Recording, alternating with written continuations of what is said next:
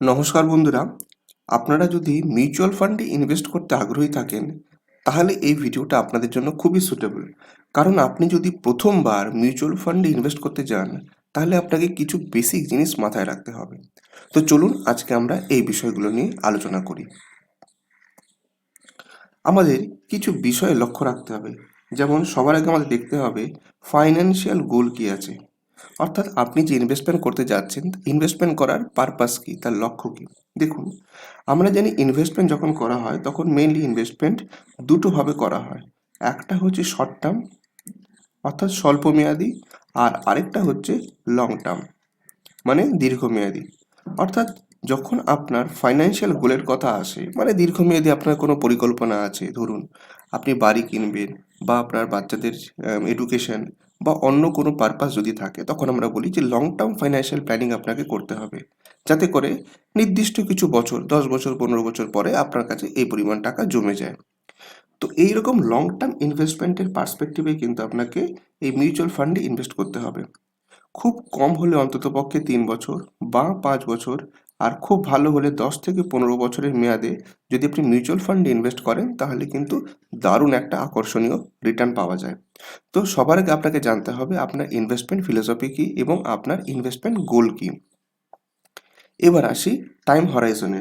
দেখুন, টাইম হরাইজনের কথা যদি বলা হয় তাহলে আমরা ন্যাচারালি বলে থাকি আপনাকে 3 থেকে 5 বছর, এটা হচ্ছে মিনিমাম মিউচুয়াল ফান্ড ইনভেস্টমেন্ট, আর 10 থেকে 15 বছর বা 25 বছরে সেটা হতে পারে, এইটা হচ্ছে লং টার্ম হরাইজন। এই হরাইজনের জন্য আপনাকে ইনভেস্টমেন্ট করতে হবে। এবারে ইনভেস্টমেন্টটা দুরকম হতে পারে, একটা হচ্ছে রেকারিং, আরেকটা হচ্ছে ওয়ান টাইম। এই রেকারিং যে ইনভেস্টমেন্ট মিউচুয়াল ফান্ডের ক্ষেত্রে সেটাকে বলা হয় এসআইপি, সিস্টেমেটিক ইনভেস্টমেন্ট প্ল্যান।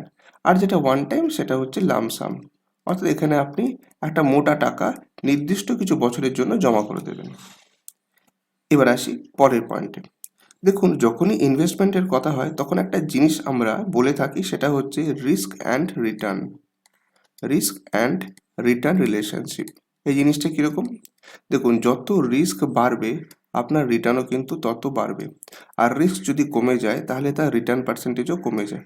যেমন ধরুন ব্যাংকের ক্ষেত্রে আমরা দেখেছি ব্যাংকে কি হয়, রিস্ক প্রায় নেই বললেই চলে। তো যদি রিস্ক 0% হয় তাহলে ব্যাংকের রিটার্ন কত? ব্যাংকের রিটার্ন আমরা দেখেছি খুব জোর হলে 8% রিটার্ন পাওয়া যায়। ওয়ারাস যেহেতু মিউচুয়াল ফান্ডে ফ্ল্যাকচুয়েশন আছে, অর্থাৎ মিউচুয়াল ফান্ডের রিস্ক ফ্যাক্টর ইনভলভ আছে, তাই মিউচুয়াল ফান্ডের রিস্ক ফ্যাক্টর যেহেতু বেশি, রিটার্নও আমরা কম করে বলে থাকি 10 বা 12 বা 14% মোটামুটি রিটার্ন পাওয়া যায়। তো রিস্ক ফ্যাক্টর যেহেতু এখানে আছে তাই রিটার্ন পার্সেন্টেজও কিন্তু বেশি। এবার আপনাকে দেখতে হবে আপনার নিজস্ব রিস্ক টেকিং ক্যাপাসিটি কী আছে। ধরুন, কয়েকটা এক্সাম্পল দিই তাহলে আপনি বুঝতে পারবেন।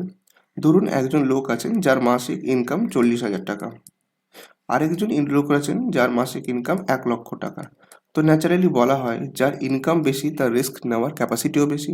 কিন্তু এই কথা সবসময় সত্যি নাও হতে পারে, কারণ ধরুন যার 1 লাখ টাকা ইনকাম আছে তার ধরুন একটা ইএমআই চলে, সেটা হচ্ছে 25,000 টাকার।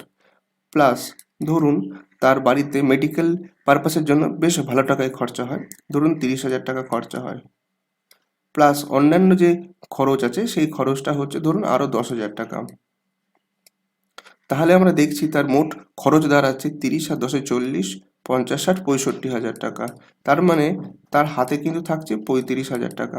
ওয়ারেস যে লোকটি 40,000 টাকা ইনকাম করছেন তার হাতে কিন্তু পুরো টাকাটাই থাকছে, কারণ হয়তো তার কোনো খরচ নেই, তার হয়তো কোনো এক্সপেন্সেস নেই, তাই তার রিস্ক নেওয়ার ক্যাপাসিটি কিন্তু বেশি হয়ে যাচ্ছে, ওয়ারেস এনার রিস্ক নেওয়ার ক্যাপাসিটি কিন্তু কম।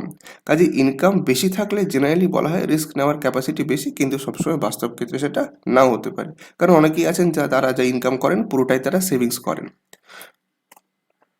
এবার আসি ফান্ড অ্যান্ড এএমসি সিলেকশন। দেখুন, একটা জিনিস আপনাদের বলে দিই, যারা মিউচুয়াল ফান্ডে প্রথমবার ইনভেস্ট করতে যাচ্ছেন তাদের বেশ কিছু জায়গায় কনফিউশন হয়। কীরকম? সেটা হচ্ছে অনেকে আছেন ব্র্যান্ড, অনেকে ব্র্যান্ড কনসাস, অর্থাৎ তারা কোনো একটা ব্র্যান্ডের প্রোডাক্টকে ইউজ করতে চান। আবার অনেকে আছেন যারা ব্র্যান্ড চান না, তারা সেই প্রোডাক্ট কনসার্ন, অর্থাৎ প্রোডাক্টটা ভালো হলেই হলো। এবার আমি একটা এক্সাম্পল দিয়ে বুঝিয়ে দিই যে ফান্ড অ্যান্ড এএমসি সিলেকশন কীরকম হয়। ধরুন আপনি ফান্ড সিলেকশন করতে চাইছেন। ফান্ড সিলেকশন যদি করতে চান তাহলে এখানে আপনাকে বিচার করতে হবে যে আপনি কোন ফান্ডে ইনভেস্ট করবেন। সেটা লার্জ ক্যাপ হতে পারে, সেটা মিড ক্যাপ হতে পারে, সেটা ফ্লেক্সি ক্যাপ হতে পারে, সেটা স্মল ক্যাপ হতে পারে। আবার যদি এএমসির কথা বলি তাহলে এএমসি সিলেকশনের সময় আপনাকে ভাবতে হবে যে কে কে রয়েছে যারা টপ 4 বা টপ 5 মিউচুয়াল ফান্ড কোম্পানি। যেমন ধরুন এইচডিএফসি আছে, আইসিআইসিআই আছে, এসবিআই আছে। তো এইরকম যে এএমসি বা হাউস যেগুলো রয়েছে সেখানেও আপনাকে কিন্তু সিলেকশন করতে হবে। তাহলে আপনি যদি ধরুন একটা স্মল ক্যাপ ফান্ড ইনভেস্ট করতে চান তাহলে আপনাকে ভাবতে হবে যে আপনি স্মল ক্যাপ ফান্ডটা কোন হাউসে ইনভেস্ট করবেন। তাহলে একদিকে হচ্ছে আপনার ব্র্যান্ড, ধরুন আমি কথার কথা বলি, আপনি ধরুন এইচডিএফসি ব্র্যান্ডের প্রতি খুব লয়াল, তাহলে আপনি এইচডিএফসি ব্র্যান্ডের অন্তর্গত যে স্মল ক্যাপ ফান্ড সেটা আপনি নেবেন। আবার উল্টো হতে পারে, ধরুন আপনি স্মল ক্যাপ ফান্ড ইনভেস্ট করতে চান কিন্তু আপনার কাছে ব্র্যান্ড ম্যাটার করে না, তখন আপনি কি দেখবেন স্মল ক্যাপ ফান্ডগুলোর মধ্যে কোন এএমসি সবচেয়ে বেশি রিটার্ন দেয়। সেখানে দেখা যেতে পারে নিপ্পন ভালো রিটার্ন দিচ্ছে ইন কম্প্যারিজন উইথ আদার্স। তখন আপনি কি করবেন, তখন আপনি এই নিপ্পনে গিয়ে ইনভেস্ট করবেন। তো আপনাকে ব্র্যান্ড এবং হাউস এই দুটোই কিন্তু মাথায় রাখতে হবে। এবার আসি পরের পয়েন্টে। পরের পয়েন্টে হচ্ছে পাস্ট এনএভি চেকিং। এনএভি অর্থাৎ নেট অ্যানুয়াল ভ্যালু। যখন আমরা কোনো শেয়ার মার্কেটে ইনভেস্ট করতে যাই তখন আমরা দেখি একটা শেয়ারের দাম কত, সেটাকে বলা হয় শেয়ার প্রাইস। ঠিক তেমনি মিউচুয়াল ফান্ডের ক্ষেত্রে একটা ইউনিট, 1 ইউনিট এর দাম যেটা সেটাকে বলা হয় এনএভি। তো আপনাকে পাস্ট 3 বছরের এনএভি চেক করে দেখতে হবে। আমি একটা এক্সাম্পল দিচ্ছি, ধরুন আজকে আমাদের তারিখ হচ্ছে 20 নভেম্বর 2023। আপনি ধরুন 3 বছর আগে এনএভি কত ছিল সেটা জানতে চান, তাহলে আপনাকে 20 নভেম্বর 2020 এনএভি চেক করতে হবে। আমি একটা এক্সাম্পল দিচ্ছি, ধরুন সেই দিন 2020 সালের 20 নভেম্বর কোনো যে হাউস তার কোনো প্রোডাক্টের ন্যাপ ছিল 15 টাকা, আজকে সেটার দাম হয়েছে ধরুন 31 টাকা। তাহলে আপনি কি বুঝবেন, তাহলে আপনাকে এটা বুঝতে হবে যে 3 ইয়ার্স মানে 3 বছরের মধ্যে এটা কিন্তু 100% গ্রো করেছে। মানে যদি আপনার কাছে 15,000 টাকা থেকে থাকে সেদিন, আজকে সেটার দাম হয়েছে 31,000 টাকা। আপনি বুঝতে পারছেন প্রায় ডবলের কাছাকাছি চলে গেছে। এটা আমি একটা এক্সাম্পল দিলাম, সবসময় এটা নাও হতে পারে, কিন্তু এখান থেকে আপনি বুঝতে পারবেন যে আগে ন্যাপ কী ছিল, এখন ন্যাপের গ্রোথ কতটা হয়েছে। কারণ অ্যাকচুয়ালি ইনভেস্টার যারা, তারা মেইনলি ইনভেস্ট করেন কিসের জন্য, একটাই পারপাসের জন্য, সেটা হচ্ছে রিটার্ন, ভালো রিটার্নের প্রত্যাশায়। তো সেই জন্য আপনাকে ন্যাপটা কিন্তু অবশ্যই চেক করে নিতে হবে। এবার আসি entry and exit load. Entry and exit লোডের সঙ্গে সঙ্গে এক্সপেন্সেস রেশিওগুলো কিন্তু মাথায় রাখতে হবে। দেখুন একটা মিউচুয়াল ফান্ড হাউসের মেইন যে এক্সপেন্সেস হয় সেটা হচ্ছে তাদের যে ফান্ড ম্যানেজার থাকে, সেই ফান্ড ম্যানেজারকে স্যালারি দিতে হয়।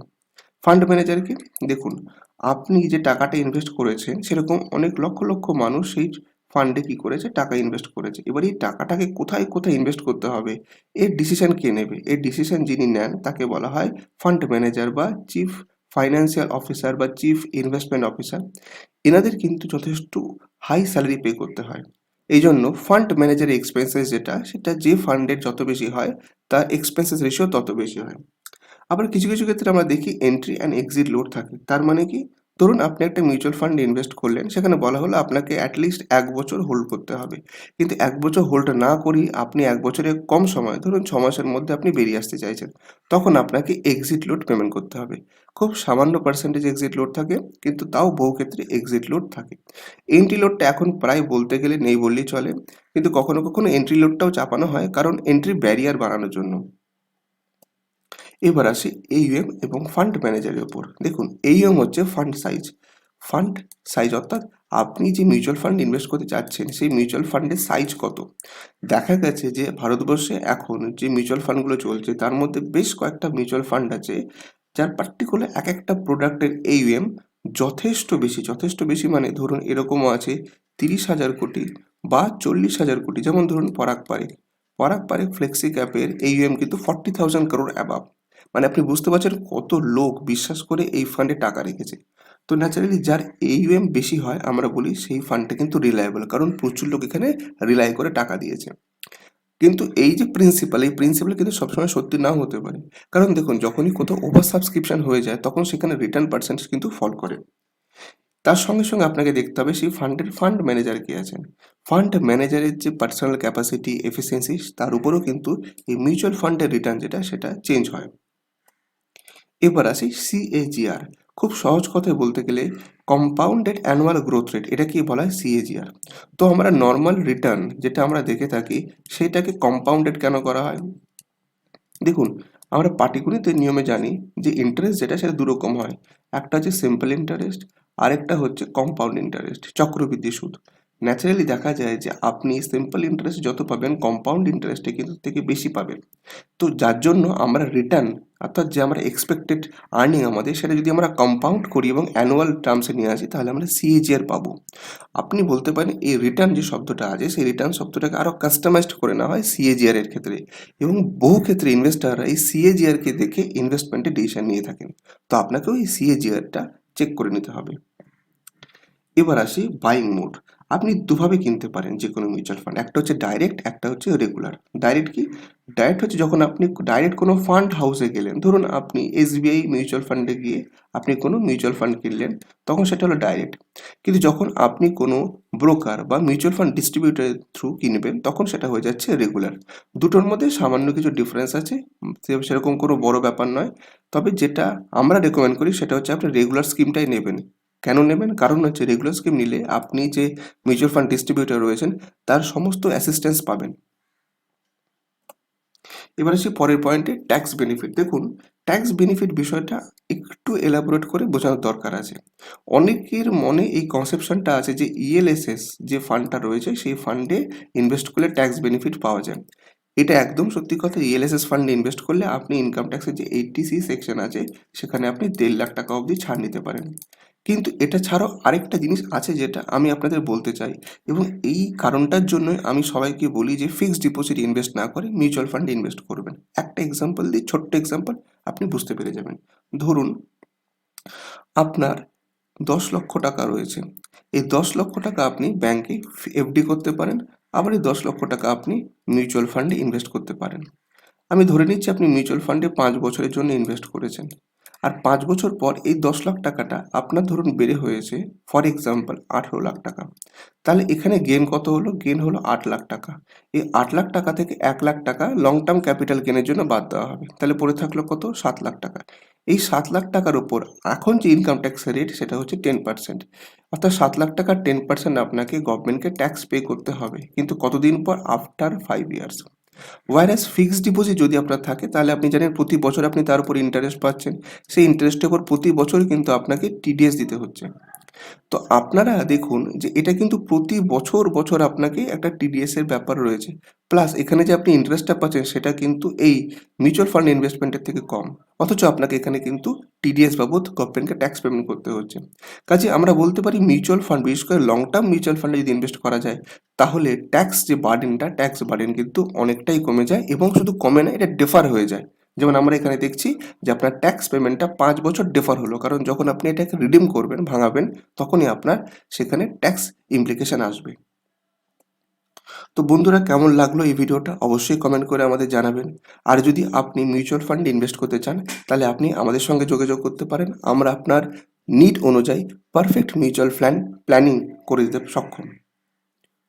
আশা করি ভিডিওটা আপনাদের ভালো লেগেছে, আর আপনি যদি আমাদের চ্যানেলে নতুন হয়ে থাকেন অবশ্যই আমাদের চ্যানেলটা সাবস্ক্রাইব করবেন।